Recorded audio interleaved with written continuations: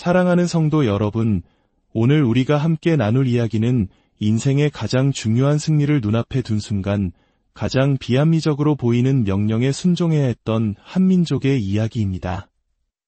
이 말씀을 통해 하나님께서 우리의 삶을 어떻게 이끄시는지 그분의 깊은 지혜와 사랑을 깨닫는 시간이 되기를 소망합니다. 본격적인 이야기에 앞서 하나님의 은혜가 담긴 이 말씀이 더 많은 영혼에게 닿을 수 있도록 구독과 좋아요로 함께 동참해 주시길 부탁드립니다. 여러분의 작은 손길이 누군가에게는 큰 위로와 희망의 메시지가 될 수 있습니다.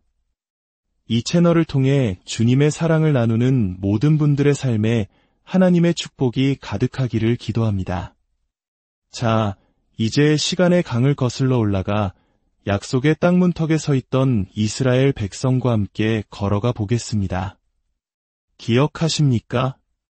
이스라엘 백성은 하나님의 기적으로 요단강을 마른 땅처럼 건넜습니다. 40년간의 광야 생활을 마치고 드디어 꿈에 그리던 약속의 땅, 가나안의 첫 발을 내디딘 것입니다. 그들의 앞에는 견고한 성벽을 자랑하는 여리고 성이 버티고 있었습니다. 이 소식은 가나안 땅의 모든 왕들에게 퍼져나갔습니다. 성경 여호수아 5장 1절은 이렇게 기록합니다. 요단 서쪽의 아모리 사람의 모든 왕들과 해변의 가나안 사람의 모든 왕들이 여호와께서 요단물을 이스라엘 자손들 앞에서 말리시고 우리를 건너게 하셨음을 듣고 마음이 녹았고 이스라엘 자손들 때문에 정신을 잃었더라. 적들은 간담이 서늘해지고 싸울 용기마저 잃었습니다. 군사 전략적으로 본다면 지금이야말로 절호의 기회였습니다. 사기가 하늘을 찌르는 이스라엘 군대가 두려움에 떠는 적들을 향해 총공격을 감행해야 할 때였습니다. 상식적으로는 그것이 당연한 수순이었을 겁니다. 하지만 바로 그 순간 하나님께서는 여호수아에게 전혀 예상치 못한 명령을 내리십니다. 진격하라. 가 아니었습니다. 부싯돌로 칼을 만들어 이스라엘 자손들에게 다시 할례를 행하라 상상이 되십니까? 모든 남자 군인들에게 할례를 행하라는 명령입니다. 할례는 회복하는 데 며칠, 길게는 몇 주가 걸리는 의식입니다. 전투를 앞둔 군대 전체를 일시적으로 무력화시키는 것과 다름없었습니다. 만약 이때 적들이 쳐들어온다면 이스라엘은 속수무책으로 당할 수밖에 없는 그야말로 가장 취약한 상태에 놓이게 되는 것입니다. 이는 인간의 지혜로는 도저히 이해할 수 없는 명령이었습니다. 마치 중요한 시험을 앞둔 학생에게 지금부터 며칠간은 공부를 멈추고 방 청소부터 해라라고 말하는 것과 같고 큰 사업 계약을 앞둔 사업가에게 계약은 잠시 미루고 전 직원 워크숍부터 다녀와라 라고 하는 것과 같았습니다. 이것이 바로 오늘 우리가 첫 번째로 배울 교훈입니다. 바로 하나님의 우선순위입니다. 하나님께서는 전쟁에서의 승리보다 당신의 백성이 거룩하게 구별되는 것을 더 중요하게 여기셨습니다. 외부의 적을 정복하기에 앞서 먼저 내부의 불순종과 불신앙의 흔적을 잘라내고 하나님과의 언약 관계를 바로 세우기를 원하셨던 것입니다. 광야에서 태어난 새로운 세대는 할례를 받지 않은 상태였습니다. 할례는 아브라함 때부터 내려온 하나님의 백성이라는 언약의 증표였습니다. 이 증표 없이 약속의 땅을 차지하는 것은 의미가 없었습니다. 하나님은 그들에게 분명히 가르쳐 주신 것입니다. 가나안 땅을 차지하는 것은 너희의 힘이나 전략이 아니라 오직 나와의 올바른 관계, 즉 언약에 대한 순종을 통해서만 가능하다는 사실을 말입니다. 우리 삶에도 이런 순간이 찾아옵니다. 하나님의 말씀이 세상의 지혜와 충돌하는 것처럼 보일 때가 있습니다. 그렇게 해서 과연 성공할 수 있을까? 이 길을 가는 것이 정말 맞을까? 의심이 들 때가 있습니다. 하지만 이스라엘 백성은 순종했습니다.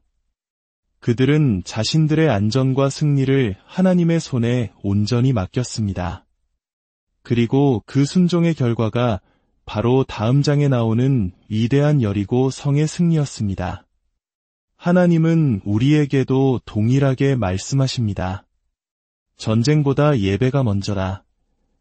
세상 속에서 치열하게 싸우기 전에 먼저 주님 앞에 나아와 무릎 꿇고 예배하며 그분과의 관계를 바로 세우는 것이 우리가 해야 할 가장 중요한 일임을 기억해야 합니다.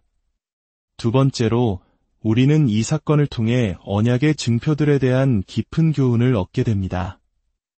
이스라엘 백성이 약속의 땅에서 가장 먼저 행한 두 가지 일은 바로 할례와 유월절을 지키는 것이었습니다. 이 두 가지 의식은 구약시대의 성례라고 할 수 있습니다. 하나는 시작과 소속의 증표이며 다른 하나는 기념과 갱신의 증표입니다. 먼저 할례는 하나님의 언약 백성으로 들어가는 입문 의식이자 나는 하나님의 소유입니다. 라고 고백하는 소속의 증표였습니다. 이 의식은 일생에 단 한 번만 받았습니다. 그리고 유월절은 이집트의 노예 생활에서 구원해 주신 하나님의 놀라운 은혜를 기억하고 기념하며 하나님과의 언약을 새롭게 다짐하는 갱신의 의식이었습니다. 이 의식은 매년 반복해서 지켜졌습니다. 놀랍게도 이 두 가지 구약의 성례는 신약시대의 세례와 성찬으로 이어집니다. 골로새서 2장 11절과 12절은 할례와 세례를 연결하여 설명합니다.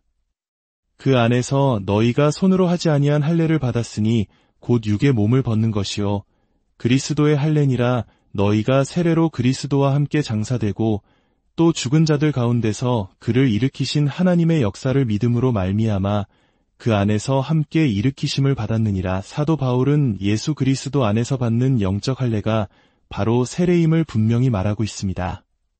즉, 할례가 언약 백성의 시작과 소속을 나타내는 증표였듯이 세례는 우리가 그리스도와 연합하여 옛사람은 죽고 새사람으로 태어났음을 나타내는 구원받은 하나님 자녀의 시작과 소속을 나타내는 증표인 것입니다. 또한 고린도전서 5장 7절은 우리의 유월절 양 곧 그리스도께서 희생되셨느니라 라고 말합니다. 유월절 어린 양의 피로 이스라엘이 구원받았던 것처럼 십자가에서 흘리신 예수 그리스도의 보혈로 우리가 죄에서 구원받았음을 의미합니다. 따라서 우리가 참여하는 성찬은 바로 우리를 구원하신 그리스도의 죽으심과 부활을 기념하고 기억하며 그분과의 언약을 새롭게 하는 기념과 갱신의 증표인 것입니다. 약속의 땅에 들어가기 전 할례를 받고 유월절을 지켜야 했던 것처럼 우리 그리스도인들도 세례를 통해 하나님의 자녀가 되었음을 공표하고 정기적으로 성찬에 참여함으로써 주님의 은혜를 기억하고 믿음을 새롭게 해야 합니다. 이는 단순한 종교의식이 아니라 우리의 정체성을 확인하고 하나님과의 관계를 더욱 깊게 만드는 축복의 통로입니다. 마지막 세 번째 교훈은 하나님의 공급하심에 관한 것입니다. 12절은 아주 짧지만 이스라엘 역사에 있어 기념비적인 한 문장을 담고 있습니다. 또 그 땅의 소산물을 먹은 다음 날의 만나가 그쳤으니 이스라엘 사람들이 다시는 만나를 얻지 못하였고 그 해에 가나안 땅의 소출을 먹었더라. 만나가 그쳤습니다. 40년 동안 하루도 빠짐없이 하늘에서 내려오던 기적의 양식이 멈춘 것입니다. 얼마나 놀랍고 한편으로는 두려운 순간이었을까요? 매일 아침 눈을 뜨면 당연하게 주어졌던 하나님의 초자연적인 공급이 사라진 것입니다. 하지만 동시에 그들은 가나안 땅의 소출, 즉 약속의 땅에서 난 첫 열매를 먹기 시작했습니다. 이것은 무엇을 의미할까요?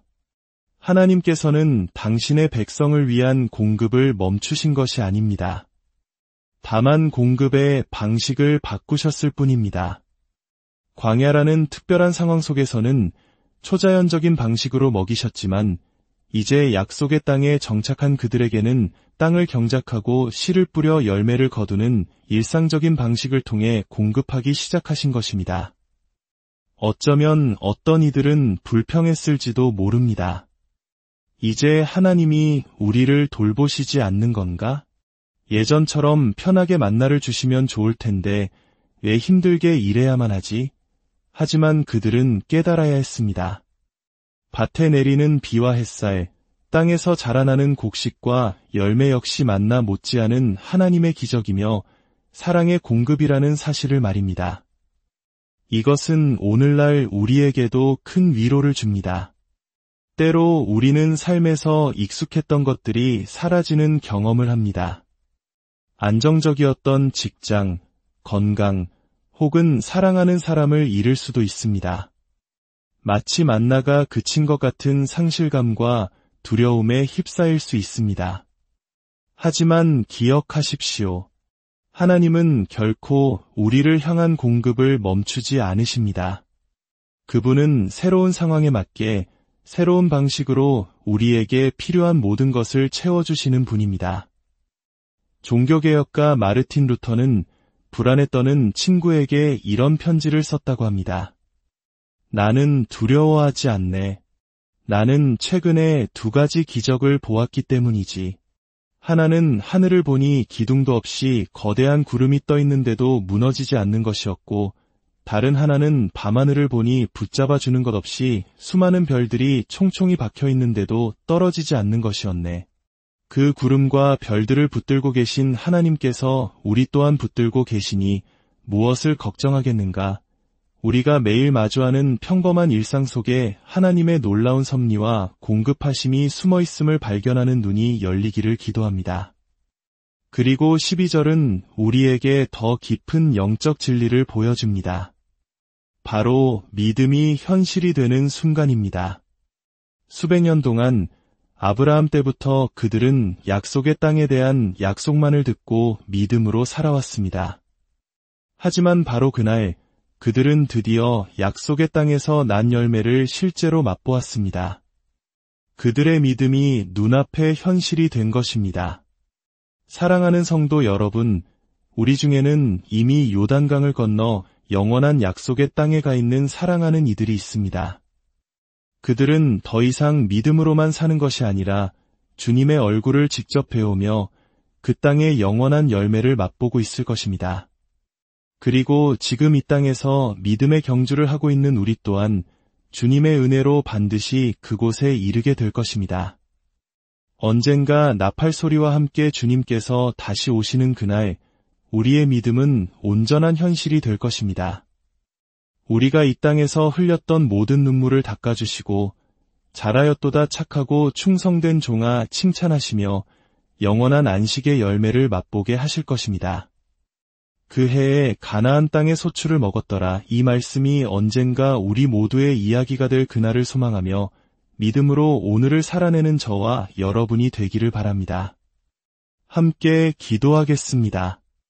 하늘에 계신 아버지 하나님, 오늘 여호수아의 말씀을 통해 전쟁보다 예배를, 인간의 계획보다 하나님의 명령에 대한 순종을 우선해야 함을 깨닫게 하시니 감사합니다. 저희에게 여호수아와 같은 순종의 마음을 주셔서 세상의 지혜가 아닌 주님의 말씀을 따르는 믿음의 용사들이 되게 하여 주옵소서. 만나가 그치고 새로운 공급이 시작되었던 것처럼 저희 삶의 모든 변화 속에서도 신실하게 일하시는 주님을 신뢰하게 하시고 평범한 일상 속에서 주님의 기적을 발견하는 영적인 눈을 허락하여 주옵소서. 마침내 우리의 믿음이 현실이 되어 영원한 약속의 땅에서 주님과 함께 기쁨의 열매를 맛볼 그날을 소망하며 나아갑니다. 저희의 모든 걸음을 인도하여 주옵소서. 우리 주 예수 그리스도의 이름으로 기도드립니다.